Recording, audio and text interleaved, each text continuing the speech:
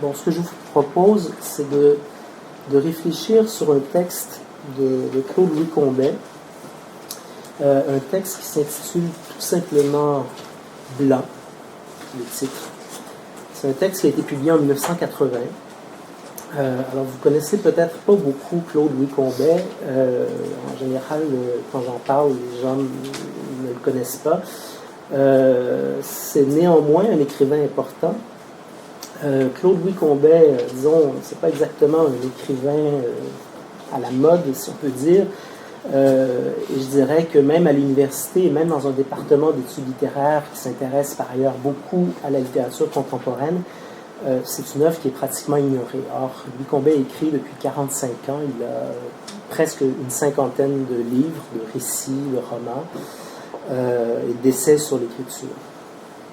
Alors, si vous voulez, l'écriture de Louis Combet se situe entre un intérêt très marqué pour la sainteté, le récit hagiographique, l'expérience mystique comme expérience limite, et le récit fantasmatique où on peut lire l'obsession pour une sexualité transgressive et régressive, autre expérience limite.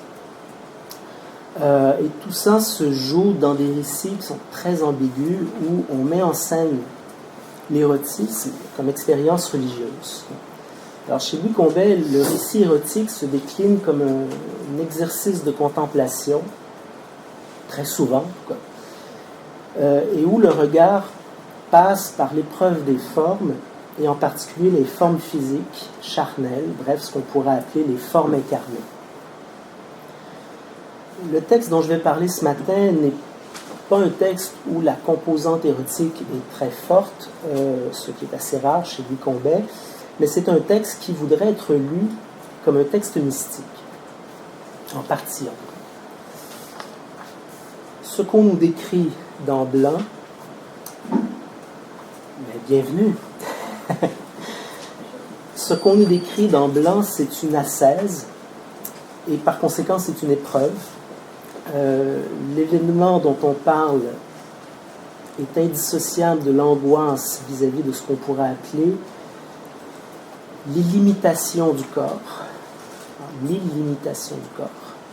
la dissolution des limites. Le sujet qui écrit se représente à travers un événement singulier, je vais en parler tout à l'heure, où il se voit en train de disparaître, ou plutôt il se voit en train de se fondre dans le blanc. Il se fond dans le blanc jusqu'à ce que plus rien ne le distingue du blanc.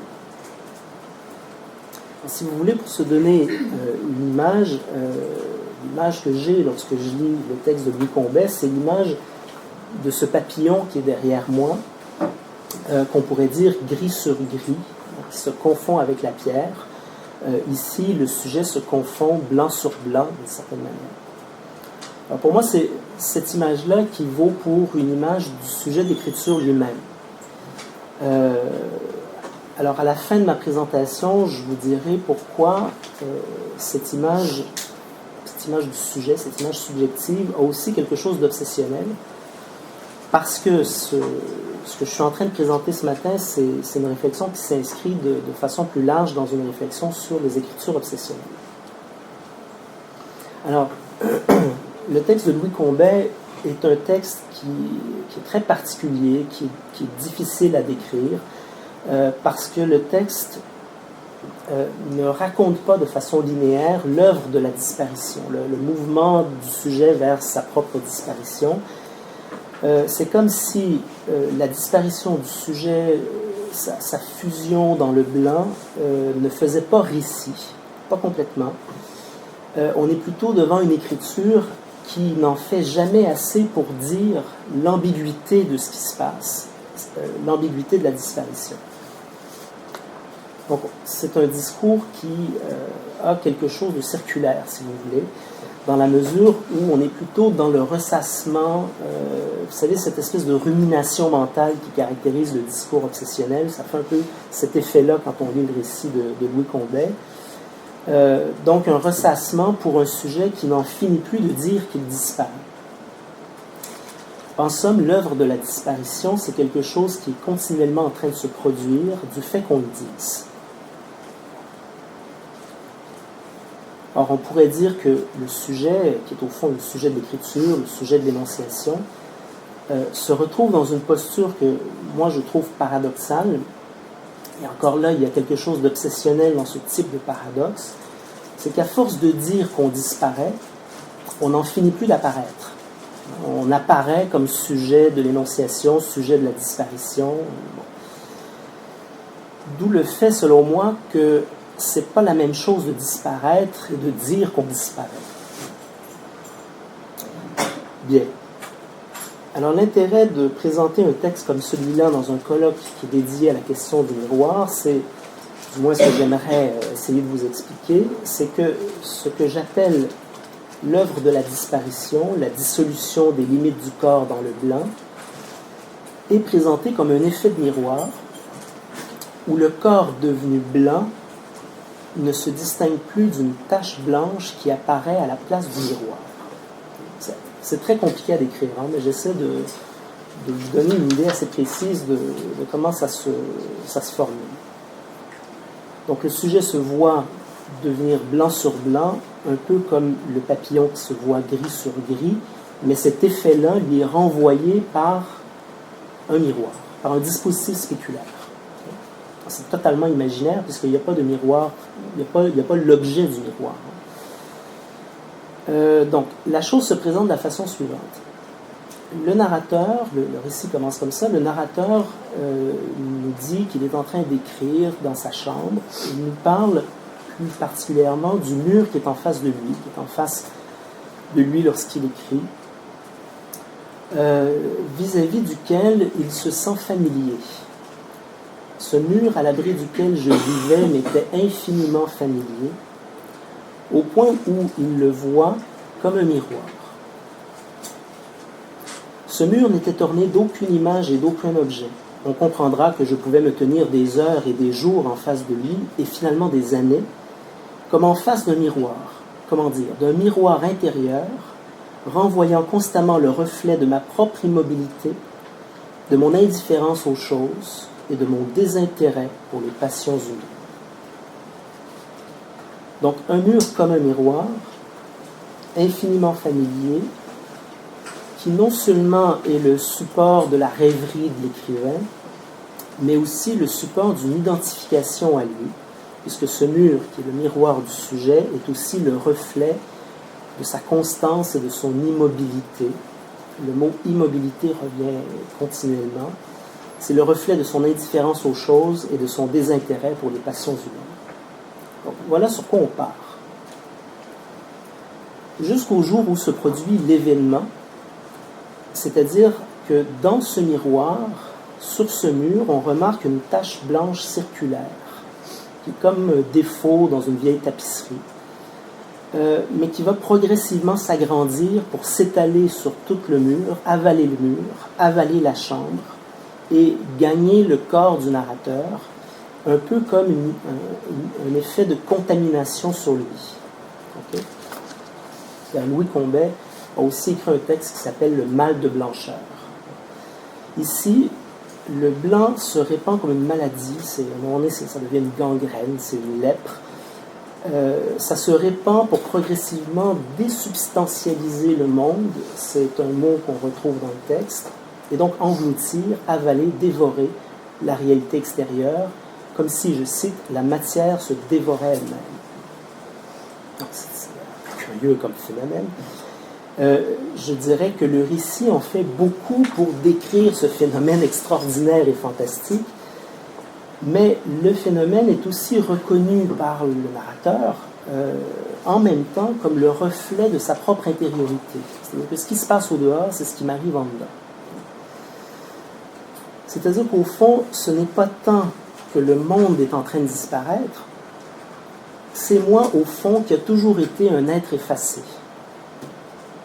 estompé, sans relief.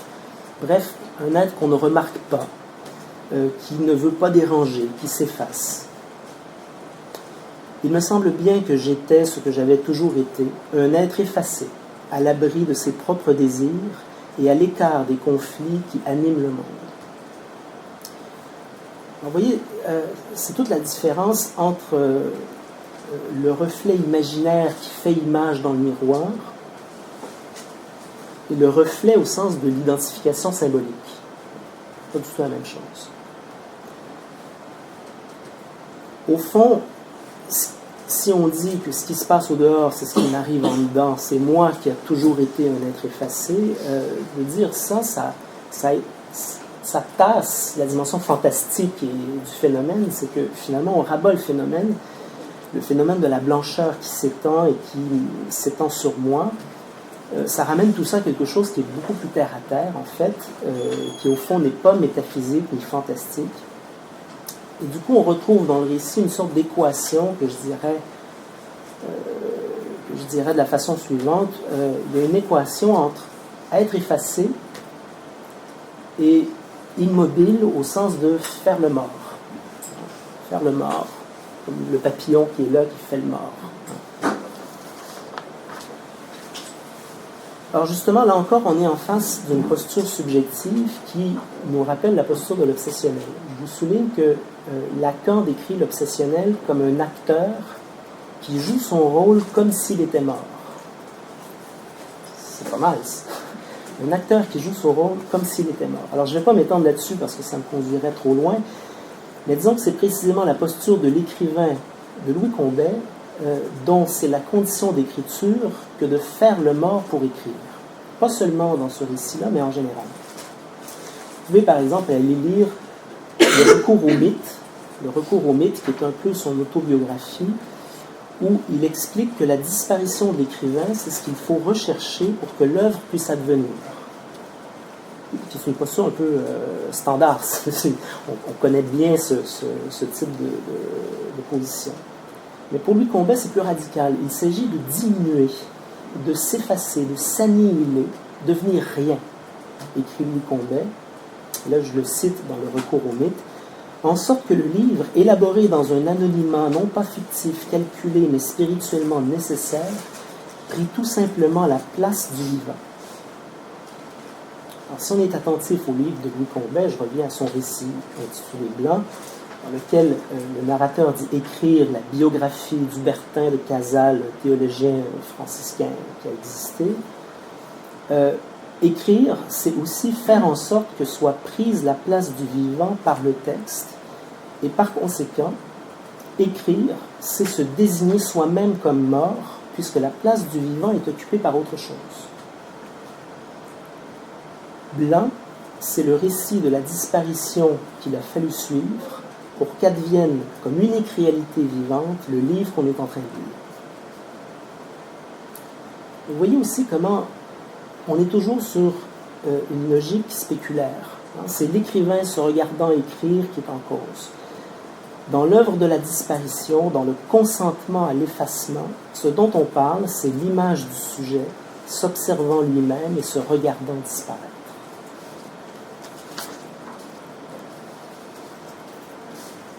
Alors, je vous disais tout à l'heure que cette lecture que je suis en train de mener sur Louis Combet, qui est une lecture, en ce qui concerne Blanc, qui est une lecture très partielle, parce que je n'ai pas le temps d'entrer dans les détails du texte, je vous disais tout à l'heure que c'est une lecture qui s'inscrit dans une réflexion sur les écritures obsessionnelles. Je vous ai déjà indiqué comment l'œuvre de Louis Combet comporte des traits obsessionnels, puisque le sujet de l'écriture nous renvoie à une posture subjective qui est au fond un peu particulière. On pourrait approfondir notre compréhension de la position de l'obsessionnel, qui lui aussi est peut-être un être effacé, un acteur qui joue son rôle comme s'il était mort, si on est un peu plus attentif à ce que le texte nous donne, non pas comme l'événement de la disparition, la blancheur qui s'étend dans laquelle je me fonds, mais si on est plus attentif à ce que l'écrivain nous dit lorsqu'il parle de sa profonde et essentielle immobilité, sa passivité totale, son inertie complète, pour un sujet qui donc consent à la disparition tout en se regardant dans le miroir. Alors, Si vous me permettez, je vais faire un détour pour vous parler d'un autre texte qui est très différent, qui relève d'un tout autre contexte. Ce n'est pas un texte de Louis Combet, mais qui resitue autrement la position de l'obsessionnel, notamment dans ce rapport à la visibilité. Le texte auquel je fais référence, c'est un texte de Roger Caillois. Vous voyez on est ailleurs. C'est un texte qui a été publié en 1935 dans la revue Minotaure, la revue surréaliste, à l'époque où Caillois était encore proche du surréalisme. Le texte, vous le connaissez peut-être, c'est un texte qui s'intitule « Mimétisme et psychasthénie légendaire ». C'est un texte que Caillois a écrit dans la foulée de toute sa réflexion sur le mimétisme animal. Vous savez que Caillois a écrit un texte à peu près en même temps sur la menthe religieuse. C'est un texte qui a beaucoup compté pour lui, puisqu'il va le traîner, entre guillemets, jusque dans les années 60. Caillois, dans les années 60, était convaincu que son texte sur le mimétisme, la menthe religieuse, était ce qu'il avait fait de plus déterminant dans toute son œuvre. Donc, mimétisme et psychasthénie légendaire, c'est un texte qui a une composante surréaliste très forte. Là, on est en 1935, c'est la revue Minotaure quand même. Ce qui m'intéresse, c'est la réflexion qu'il mène entre le mimétisme animal, puis on en a un exemple ici, c'est exactement de ce type-là de mimétisme que Caillois parle, et ce qu'il appelle la psychasthénie. Alors, il faut savoir que le mot de psychasthénie est un mot que Caillois emprunte au vocabulaire de la psychiatrie française. C'est un mot de Pierre Janet. Or, lorsque Pierre Janet décrit la psychasthénie, il décrit le même mal que ce que Freud décrit lorsqu'il parle de la névrose obsessionnelle. Donc, psychasthénie, c'est la névrose obsessionnelle au sens de Janet. Évidemment, ça comporte toutes sortes de nuances cliniques et théoriques, mais au fond, on décrit le même mal. Donc, dans ce texte, mimétisme et psychasthénie légendaire, Caillois propose une sorte, j'appellerais ça un art poétique expérimental, un art poétique surréaliste fondé sur une analogie entre les phénomènes de mimétisme dans le monde animal, et en particulier le monde des insectes, et la description de certains troubles de la personnalité dans ses rapports à l'espace. Troubles de la personnalité, rapport à l'espace, quand le sujet est pris dans un rapport spéculaire à l'espace. Okay? On retrouve tout ça dans Janet, la question de la psychasthénie, les troubles de la personnalité.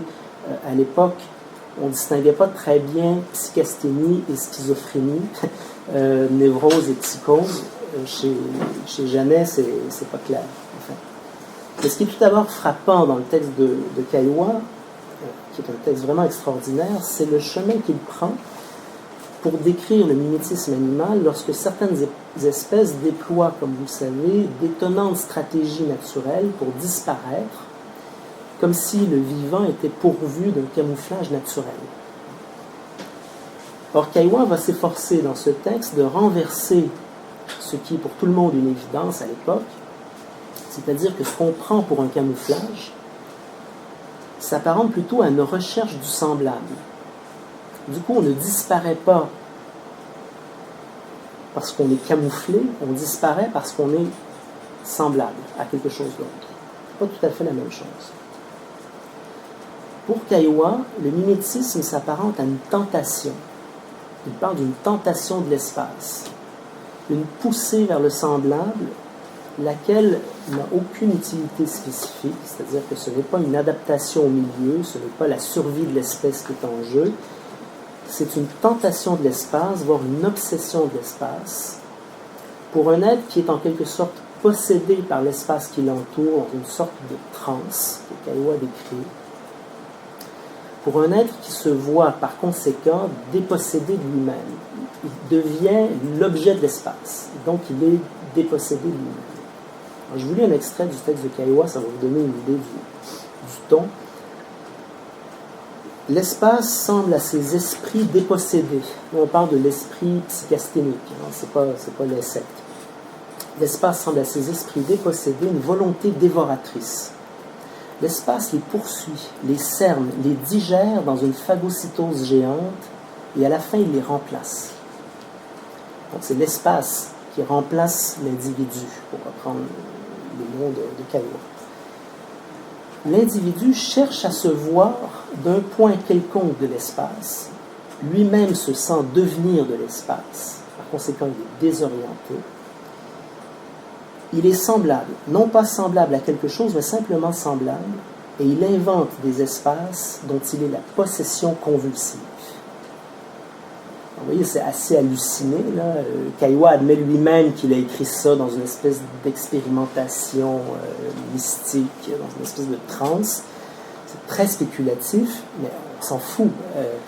Je l'ai dit, c'est quelque chose comme un art poétique expérimental, hein, un peu comme la paranoïa critique de Dali à la même époque. Ce qui est important, c'est de voir comment Caillois décrit quelque chose qui s'apparente à un drame. Non pas la possibilité de surmonter les dangers de la prédation, non pas une habile évolution des espèces à des fins d'adaptation, mais il décrit quelque chose comme la puissance de l'espace à posséder celui qui n'est plus qu'une tâche indistincte dans le tableau de la nature. Il ne s'agit pas de se fondre volontairement dans l'espace, il s'agit de s'y abandonner. Je dirais même qu'il s'agit de se laisser fondre, au sens de laisser faire, abdiquer. C'est très particulier comme réflexion.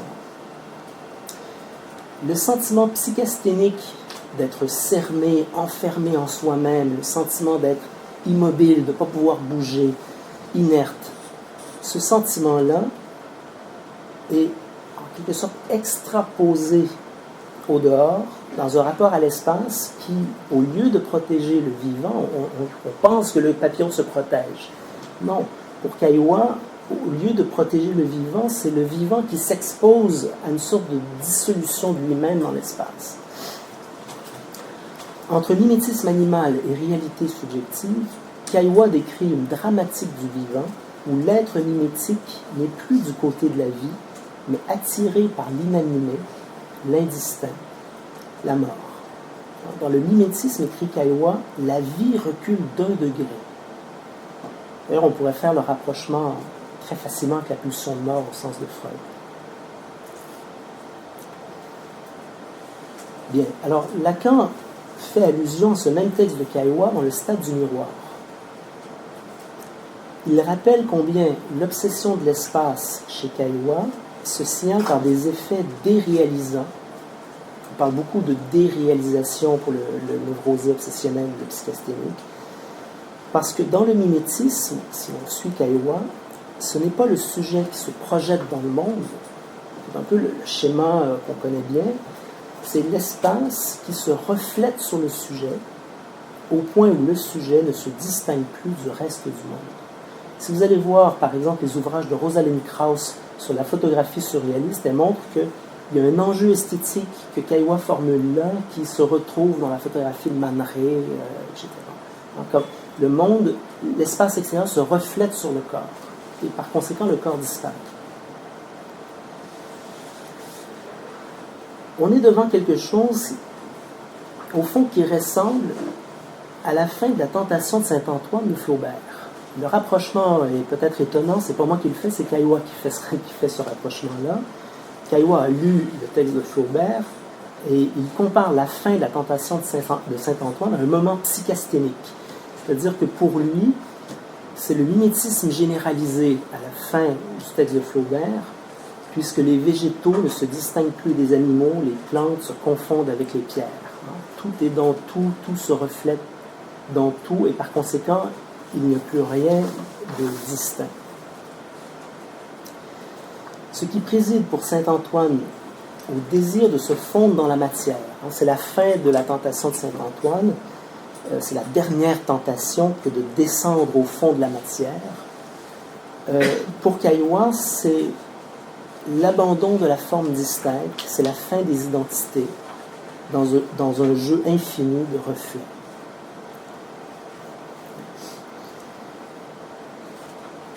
Lacan va aussi revenir à la question du mimétisme dans le séminaire 11. Il revient à Caillois pour dire que se voir soi-même comme semblable à l'espace, et là, je vous prie de regarder encore le papillon qui est derrière moi, n'être plus rien qu'une surface indifférenciée, selon quoi je fais tâche, comme dit Lacan. Je fais tâche. C'est aussi se perdre de vue sur fond d'arrière-plan. C'est se livrer à quelque chose comme une captation imaginaire, ou, comme dit Lacan, je suis là, mais en tant que je suis dans le tableau. C'est-à-dire, pas en tant que sujet, mais en tant que tâche dans un tableau général. Tableau qui n'est plus un espace vécu, mais un espace surplombé où je me vois en train de me voir. Ou, pour le dire dans l'optique de l'obsessionnel, où je me vois me voir faire le mort. Pour Louis Combet, c'est dans le blanc qu'on se fond pour disparaître à soi-même. Le miroir dans lequel on se regarde, où l'on se voir, c'est un miroir blanc dans lequel on se voit blanc sur blanc. Le blanc qui envahit l'espace se reflète sur un blanc subjectif, une absence, qui est en fait un effacement, et où le blanc au dehors n'est rien d'autre que le reflet du blanc au dedans d'un être effacé. Je vais terminer là-dessus. Je dirais pour conclure que ici, le miroir n'a pas pour fonction de confirmer l'image, il l'abolit. Le miroir n'est pas cette surface où le sujet y retrouve son image, la confirmation rassurante de son image. C'est plutôt un espace qui se confond avec l'espace, où le sujet ne se distingue plus lui-même. Ce qui, paradoxalement, est encore une manière de se voir, à être encore un point, une tache visible dans le miroir, même s'il s'agit d'un miroir blanc où on se voit blanc sur blanc, même s'il s'agit d'un miroir censé renvoyer le sujet à sa propre disparition, au destin de son effacement, comme pour reprendre une image de Louis Combet, et où en même temps, et paradoxalement, il s'expose, et où il se voit faire le mort. Voilà, je m'arrête là-dessus. Merci beaucoup.